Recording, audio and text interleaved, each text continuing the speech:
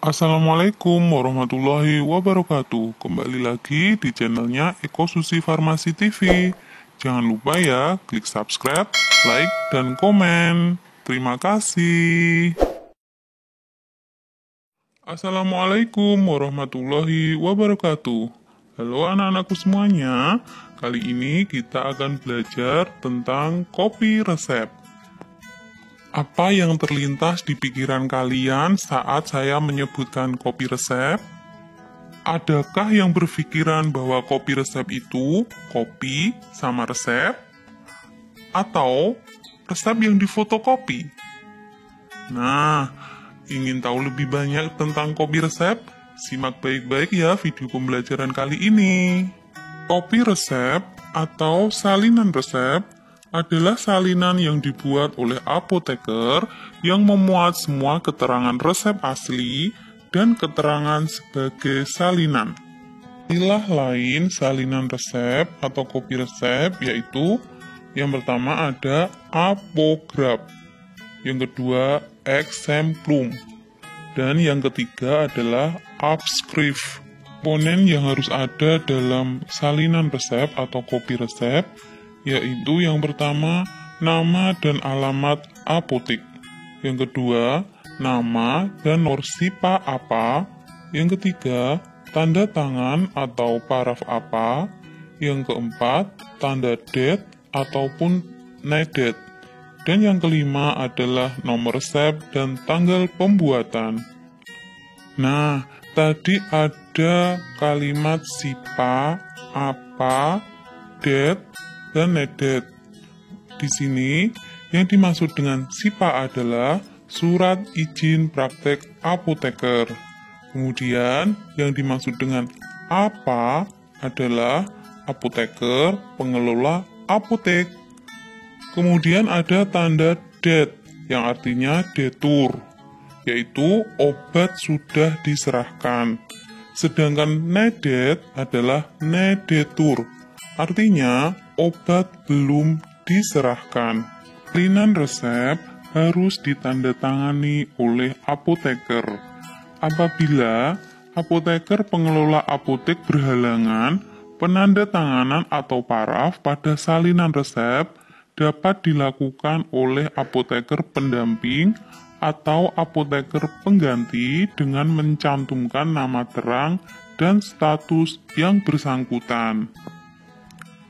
Resep harus dirahasiakan dan disimpan di apotek dengan baik selama waktu 3 tahun.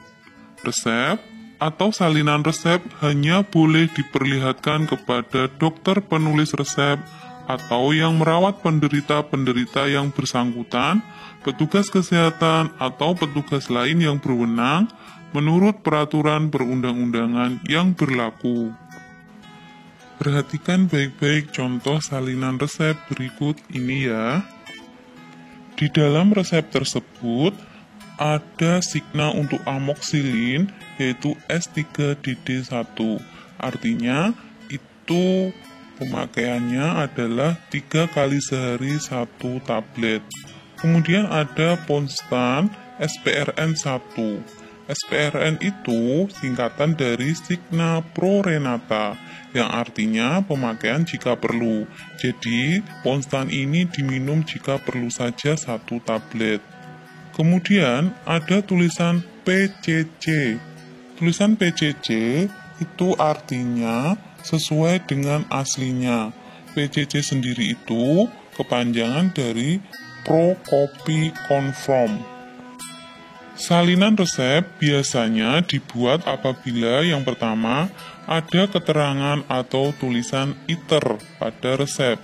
Yang kedua, pasien tidak membeli semua obat yang tertera dalam resep. Yang ketiga, obat yang diminta dalam resep tidak tersedia lengkap di apotek atau instalasi farmasi, atau jika di rumah sakit. Pengelolaan resep yang telah dikerjakan. Yang pertama, resep yang telah dibuat disimpan menurut urutan tanggal dan nomor penerimaan atau pembuatan resep. Yang kedua, resep yang mengandung narkotik harus dipisahkan dari resep lainnya. Tandai garis merah di bawah nama obatnya. Yang ketiga, resep yang telah disimpan melebihi 3 tahun dapat dimusnahkan dan cara pemusnahannya adalah dengan cara dibakar atau dengan cara lain yang memadai. Yang keempat, pemusnahan resep dilakukan oleh apoteker pengelola bersama dengan sekurang-kurangnya seorang petugas apotek.